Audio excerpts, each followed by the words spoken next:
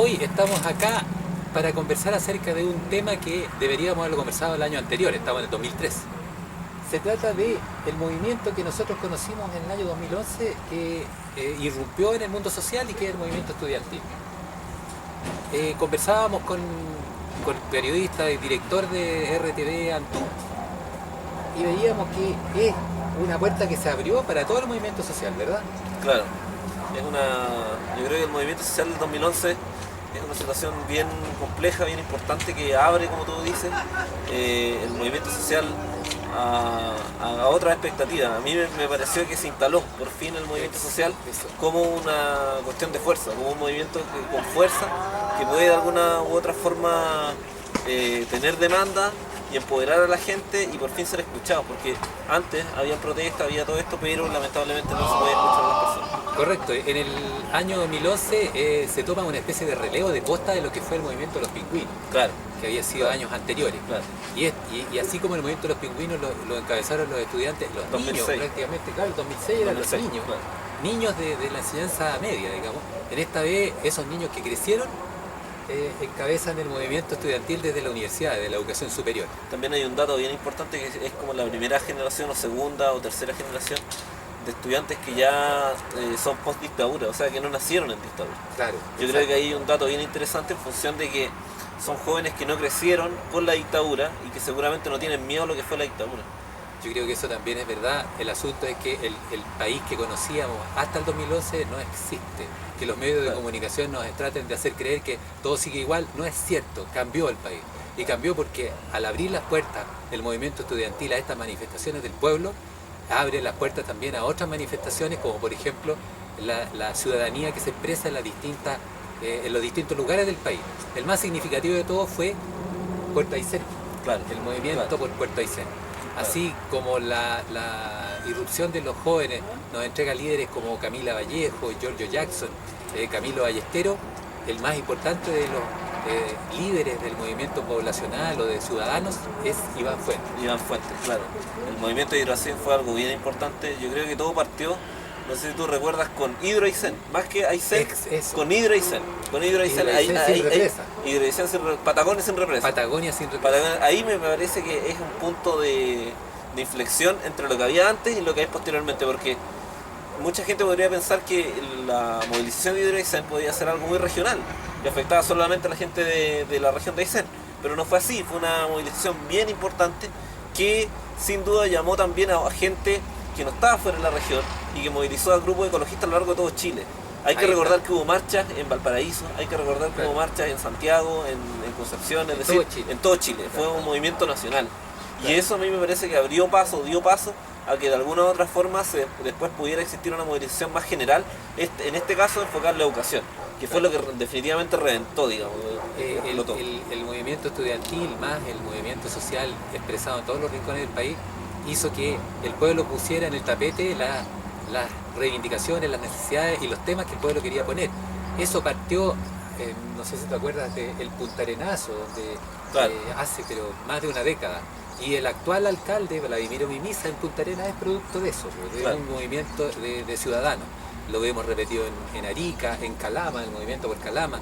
El último de los movimientos fue ya el año 2012 con Freirina, que se opone el pueblo de Freirina a la instalación de esta fábrica faenadora de cerdo y todos lo conocemos. Pero el asunto es que irrumpe el movimiento social, cambia el país y no solamente son ciudadanos y estudiantes, sino que son movimientos de padres apoderados, los consumidores, es decir, todo tipo, y los sindicatos que siempre han estado presentes.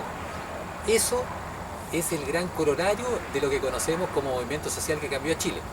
Y acá vamos a conversar de un tema que no es menor, que existe dentro del movimiento social y del pueblo grupos y agrupaciones, y no son instituciones, yo diría que sí son instituciones populares, y que piensan el país, lo piensan, no es solamente, qué sé yo, Libertad y Desarrollo de la UDI, el Instituto Libertad y Renovación Nacional, la Fundación Futuro de Piñera y de Renovación Nacional, tampoco solo la Fundación Siglo XXI de la Concertación Progresista, o la Fundación Frey o la Konrad Adenauer de la democracia cristiana, no son los únicos que piensan el país. También piensan el país, y de eso vamos a conversar ahora, los movimientos que están diseminados por todo el país, que tienen una visión local y también global e incluso internacional de lo que es Chile. Me refiero a los grupos locales, populares, de discusión de temas, como los centros culturales. Los centros culturales, claro. Yo creo que los centros culturales son de alguna u otra manera un foco bien importante de creación, no solamente cultural, sino también de información, sino también de varios otros elementos que de alguna u otra forma van aportando en la discusión pública, pero lamentablemente como están focalizados en lugares tan pequeños a veces o son tan ¿cómo se llama?, alejados de grandes centros urbanos, en este caso Santiago, etcétera, no se escucha su voz. Yo creo que eso es lo que nosotros queremos marcar acá. La voz que tienen estos centros culturales, estas pequeñas comunidades que están haciendo muchas cosas, que tienen muchas actividades y que lamentablemente no se difunden. Eso no solamente pasa acá en Viña, donde estamos nosotros y donde reside nuestro Centro Cultural Pensamiento Crítico, me parece que también pasa en Santiago, también pasa en otras regiones. El otro día estaba conversando con una amiga sobre, en Santiago existen montones de centros culturales que tienen millones de actividades. Y esas actividades muchas veces no se difunden por los medios de comunicación masivos, y eso es importante que de alguna u otra forma se difundan, porque son actividades que involucran a personas, a seres humanos comunes y corrientes, principalmente gente de la clase obrera que está en esta ciudad, en estos lugares, y que participan en estos centros culturales. Entonces ahí me parece que hay un terreno no bien poco explorado por los medios de comunicación que debería ser indagado, debería ser investigado. Amigas, amigos, Javier acaba de decir algo entre medio de todo del argumento de él que es básico. Existen, tienen voz, pero no se escuchan. No lo escuchan. Claro. O sea, las propuestas de los centros culturales y las agrupaciones de discusión que hay desde Arica a Punta Arenas, en Santiago hay una enorme cantidad. Nosotros como Pensamiento Crítico tenemos vínculos con grupos de allá. En la misma ciudad de Viña hay 3 o 4 centros culturales que piensan en nuestra ciudad y nuestro país. En Valparaíso, que somos vecinos también, pero no tienen voz, o sea, no tienen la repercusión que su voz, que está aquí instalada, debiera tener, porque la solución a los problemas del país viene del mismo pueblo. Y claro, nosotros tenemos esta cercanía como centro cultural. Claro, y se piensan en Santiago. Claro. Se piensan en Santiago, pero no hay que decir que todo Santiago, digamos, es en algunas partes. Es los centros populares, o sea, la cúpula es la que se arroga no sé, qué sé yo, el exclusivo derecho de pensar el país. Claro. No es así. Claro. Hay otras, pero vamos a hablar después de algunas de las cosas que nosotros proponemos como soluciones a los problemas que desde nuestra perspectiva vemos en la sociedad, no solamente local acá en Viña del Mar, sino que en todo el país. Pero este grupo, nuestro, el Pensamiento Crítico, como una ejemplificación de lo que son los otros grupos que equivalentes, tiene obreros, trabajadores que tienen un gran nivel de elaboración y de pensamiento acerca de lo que le ocurre en su entorno. Pero, por ejemplo, el presidente de nuestra agrupación es ingeniero biomédico, director de carrera de una universidad. El vicepresidente, que murió hace poco, Carlos Martínez Corbella, fue el último rector que tuvo la Universidad de Valparaíso actual, que era la Universidad de Chile sede de Valparaíso. En democracia. Él fue uno de los destacados miembros de el equivalente al sindicato o la agrupación, el colegio profesional, no sé cómo se llama, de Francia, en Francia de los arquitectos, era académico en la Sorbonne. Es decir, ese es un sencillo cuerpo de gente que se agrupa en torno a un centro cultural como este. Bueno, ¿para qué te digo? Lucho es contador auditor, qué sé yo, el Eugenio es empresario. Claro. Así tenemos una cantidad de gente que está participando en este centro cultural como prototipo de lo que son todos los demás centros culturales. Claro. Y vamos a hablar más adelante, en un breve momento más, acerca de lo que es alguna de las propuestas nuestras que tienen que ver con la solución a los problemas que el país tiene. Bueno, habíamos dicho que los centros culturales que están diseminados por todo el país tienen una postura, tienen una visión de país. Tomemos, por ejemplo, a términos generales, algo que está muy presente y que ha estado presente durante estos 20 y tantos años de semidemocracia que hemos vivido, porque lo hemos vivido. Reflexionemos sobre lo siguiente, y respecto de la constitución que tenemos. Alemania, hoy, ¿tiene la constitución hitleriana reformada? No, la tiraron al tacho de los desperdicios de la historia apenas concluyó el régimen nazi. Cuando en Italia los partisanos junto al pueblo atrapan a Mussolini y a Somanti y los cuelgan boca abajo, como es legítimo que terminen los tiranos, también termina allí la constitución fascista en Italia. Pues bien, el año 47 Italia vota una constitución que les ha servido a ese pueblo no solamente en lo social y cultural y político, sino que sobre todo en lo económico. De ser un país prácticamente campesino al término de la Segunda Guerra Mundial, hoy son una potencia industrial integrante del G8. Y más contemporáneamente, en Irán hoy no tienen la constitución del Shah, también la botaron a la basura. Hay una constitución islámica que a nosotros no nos guste porque las mujeres tienen que usar chadora, es decir, cubrirse el rostro, que las penas sobre los delitos comunes son muy drásticas, o que existe una injerencia de la iglesia. No existe una injerencia de la iglesia en el Estado, es un Estado religioso, y a nosotros no nos gusta, pero eso es un problema nuestro, porque de lo que se trata es que les guste a ellos. Los indicadores de Naciones Unidas y de todas las instancias internacionales ven que la comparación entre el Estado social que tiene hoy Irán y el que tenía antes durante la dictadura del Shah es inconmensurablemente mejor el de ahora. Bueno, podemos seguir tomando ejemplos, muchos ejemplos. Vamos a recaer en una sola conclusión, que Chile es el único país del mundo que tiene una constitución elaborada bajo un régimen de crimen, asesinato, tortura y corrupción.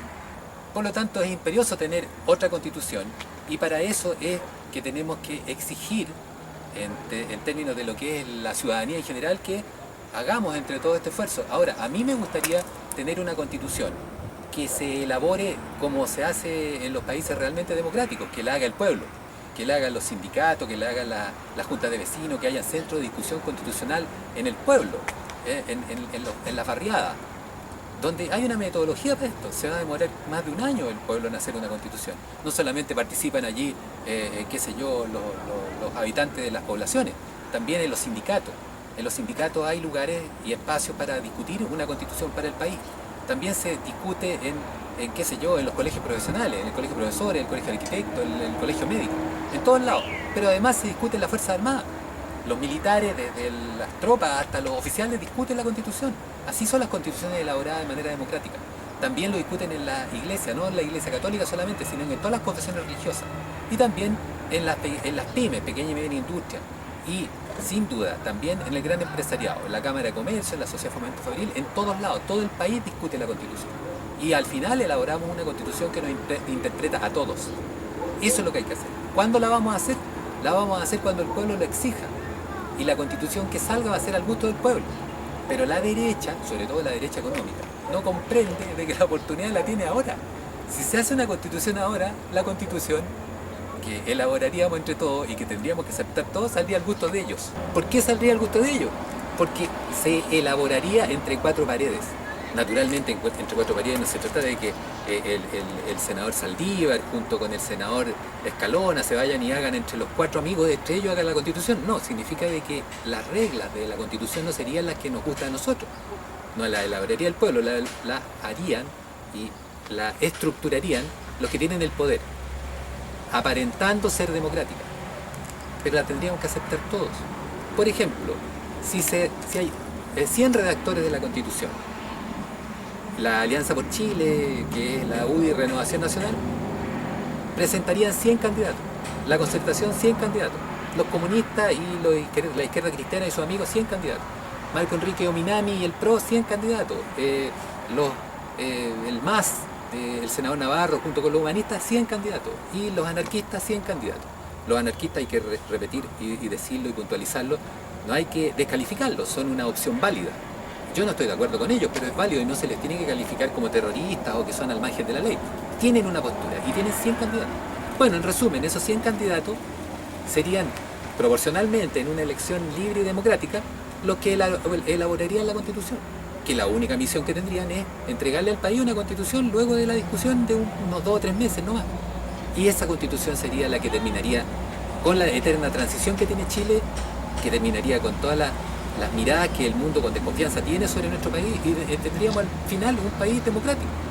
Ahora, la constitución que saldría ahí, a mí, y yo creo que a nosotros, las personas de izquierda, no nos gustaría, pero de ninguna manera es una constitución que saldría al gusto de la derecha. Por eso es que la torpeza de la derecha, sobre todo la derecha económica, que es la que toma al final las decisiones, es